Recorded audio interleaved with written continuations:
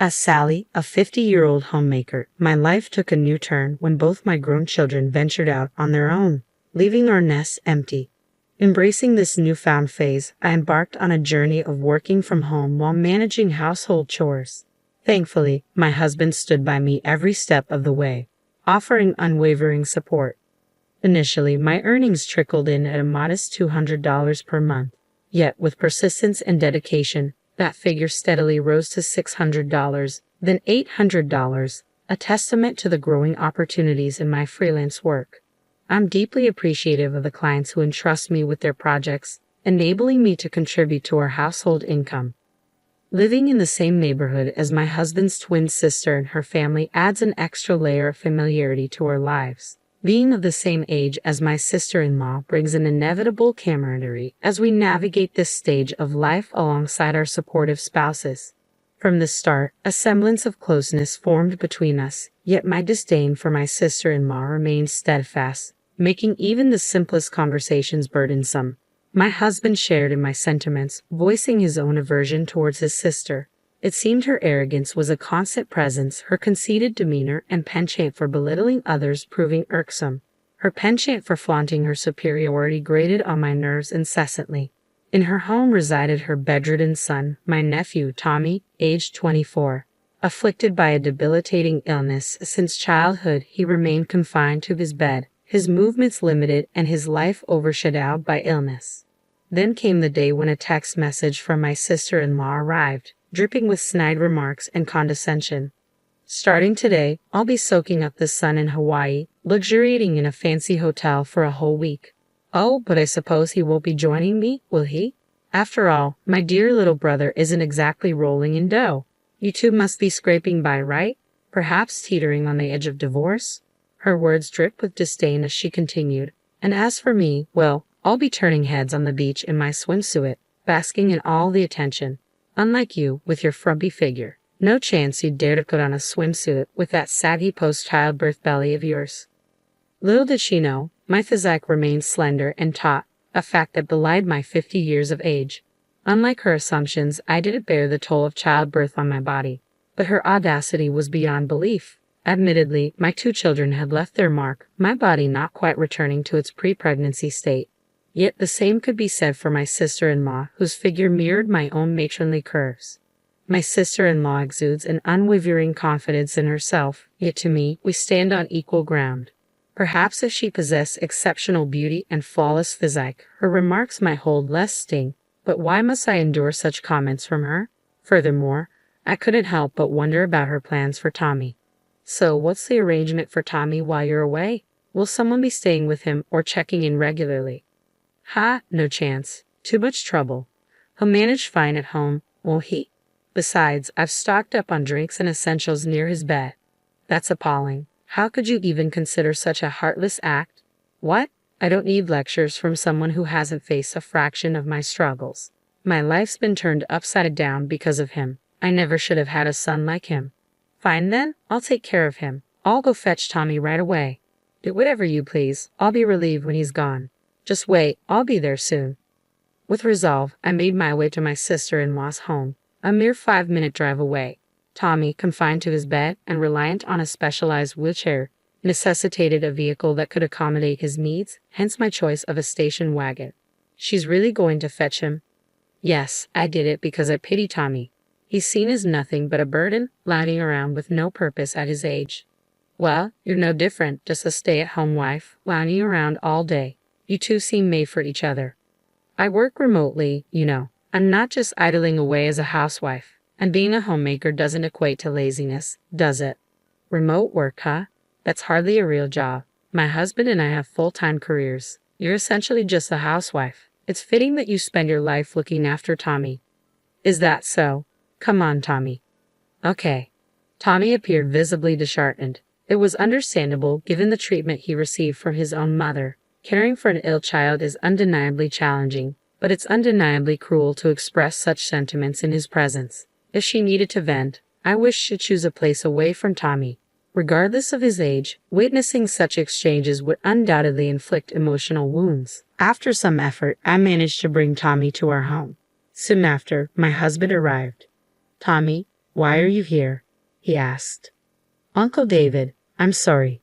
The truth is, your sister was planning to leave Tommy behind while she goes on vacation. So, I offered to bring him here. I apologize for not consulting you first. No, it's fine. My sister must have lost her senses. Abandoning him is despicable. Tommy, you're welcome to stay here from now on. We'll take care of you. Uncle David, that's right. You don't need to worry about anything. I've always admired you. Thank you, Aunt Sally. My disdain for my sister-in-law and her husband knows no bounds. They're despicably malicious. However, Tommy has always been an exception. Despite his illness, he radiates empathy and intelligence. Though he hasn't had much opportunity for formal education, his natural brightness shines through. To me, he embodies the essence of a clever child. I was taken aback when I learned that my sister-in-law and her husband had jetted off to Hawaii, leaving their bedridden son behind. The thought of what they would do if something happened to him while they were away gnawed at me. They wouldn't be able to rush back immediately. My husband shared my disbelief.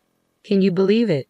My sister and her husband are off to Hawaii, leaving Tommy behind, he remarked incredulously. I can't fathom it. While I've never directly cared for him, leaving him without arranging any care services or support, it's unsettling to think about. If we hadn't received that message, Tommy would have been left alone without us even realizing. It's chilling, I agreed. It's truly distressing. I've never had the responsibility of caring for a seriously ill child. My own parents are still healthy and have always expressed their preference for a senior home should they become incapacitated. Consequently, I've never been in a caregiving role myself.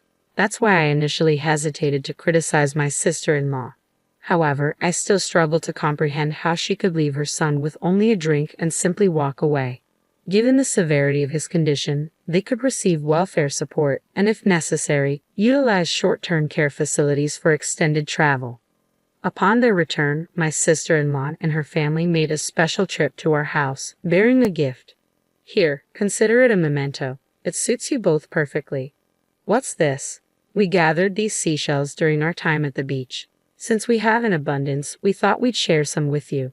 We have no interest in them. Really? Rejecting my gesture of kindness. Perhaps this piece of driftwood is more to your liking. We don't want any of it. By the way, how is Tommy doing? How is he? Not that I care about such a useless child. That's heartless. How can you speak that way about your own son? What do you know? It's devastating to have given birth to him only to discover he has a serious illness. I want back every penny I've spent raising him. You can only say that because you don't understand the weight of raising a child like him. Oh, really? So, about what you mentioned earlier about leaving him with us. Are you suggesting we adopt him? Do as you wish. Who would willingly adopt a child like him? Are you serious? It's not a joke. I mean it. With that, I shut the door and my sister-in-law and her husband departed. My husband and I made the decision to formally adopt Tommy as our own, and so Tommy became a cherished member of our family. Despite the initial shock of being abandoned by his biological parents, he gradually found comfort and happiness in our home. Though confined to his bed, he found joy in using his hands to navigate tablets and smartphones while lying down. One day, Tommy seemed particularly content. Hey, guess what? My work is getting published in a literary magazine. Wow, that's fantastic. Which magazine? I have been writing novels as a pastime since I'm bedridden. It's pretty much all I can do. It's a bit of an embarrassing hobby, though. No need to feel embarrassed. Writing is a wonderful hobby. Mind if I take a look? Sure, this is the first one I finished. Intrigued, I settled down to read the short story Tommy had penned. It was beautifully crafted and deeply resonant. This is incredible. I'm speechless at how good it is. Words can't really capture how I feel. I just tried writing on my tablet, and surprisingly, it was well received. So, I went on to write a medium-length story, and this one too. It got published in the magazine. I had no idea you had such talent. I shared it with my husband, an avid reader, who was equally impressed. This is phenomenal. It has a pure literary essence. Yeah, I'm inspired by Fitzgerald and Hemingway. I also admire Dostoevsky and Sosky. Ah, that explains the tone. It evokes a sense of melancholy. The authors you mentioned often explore sorrow and tragedy in their works. Thank you. That's what I strive for. And so, Tommy's novel was slated for publication in hardcover. Opting for a pseudonym, He chose to go by the name Scott Weil as the author. The inspiration behind the name was derived from F. Scott Fitzgerald and Hermann Hesse's Beneath the Wheel, with Scott representing Fitzgerald and Weil from Hesse's work. Before long, the book by author Scott Weil became a sensation, flying off the shelves of bookstores at a remarkable pace. Witnessing his books garnering the dedicated section in the local bookstore filled me with immense joy. Then came the astonishing news. Tommy won the Pulitzer Prize. I've won the Pulitzer Prize. That's incredible. Your hard work has truly paid off. Tommy's remarkable talent has been acknowledged by the world. It's a moment of pure joy. Yes, even for someone like me, confined to a bed, recognition as a writer is possible. It's a reminder to never give up on one's dreams. I could certainly learn a thing or two from you. A press conference was organized, though we weren't invited. Tommy couldn't take the stage. His condition required him to remain seated in a specialized wheelchair with his upper body securely strapped. I wheeled him into the venue, noticing his tense demeanor and nervous expression. Eventually, the press conference commenced. I, Scott Weil, am an author confined to my bed. Since childhood, I've battled a severe illness, spending the majority of my days in bedridden solitude.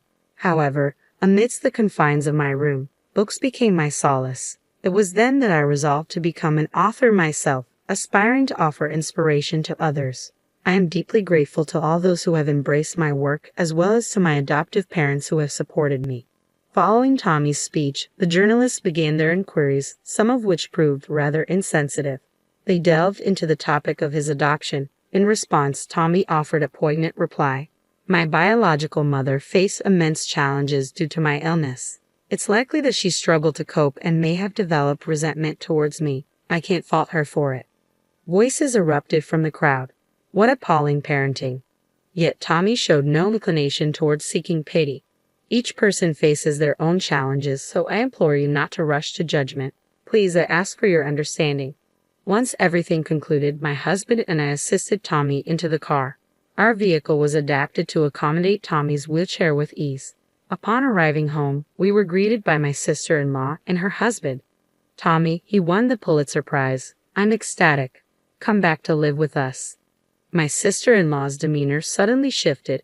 She likely envisioned Tommy's newfound success as a potential source of wealth. No, I'm staying here. I won't go back to that house. But I'm your birth mother. My only parents are Sally and David. Then hand over the prize money. No, this money belongs to my mom and dad, not you. It's for Sally. What? I'm the one who raised you all these years. Give it to me. Not a chance. I don't consider you my parents anymore. Even when I was young, you insulted me. I didn't speak ill of you at the press conference, but you often said hurtful things like you regretted having me, even mentioning abandoning me. Do you have any idea how much that hurt? I'm the one who feels regretful for having a parent like you. You owe me an apology. I've done nothing wrong. How dare you forget the favor of raising you, she exclaimed. Her husband joined in, persistently demanding the money. Their greed left me astounded, wondering just how insatiable they could be. It was disgraceful, a display of sheer vulgarity. Despite boasting about their stable jobs and financial security, their behavior seemed utterly foolish. In response, I decided to confront them.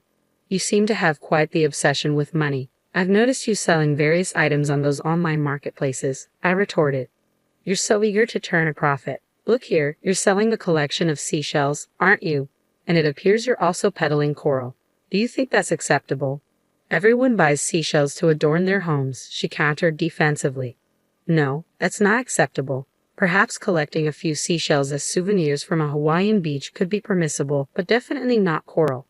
Even if you argue they're harmless because they're not alive, that doesn't justify taking them. It's not just about that. Both seashells and coral play crucial roles in forming the beach ecosystem. Even if the coral is no longer living, it's still not appropriate to remove them. This is even stated on Hawaii's official website. I suggest you familiarize yourself with Hawaii's fishing regulations. You'll see it's not permissible, and you may even face fines for such actions. What? No, I refuse to accept that. Well, considering you're selling them online.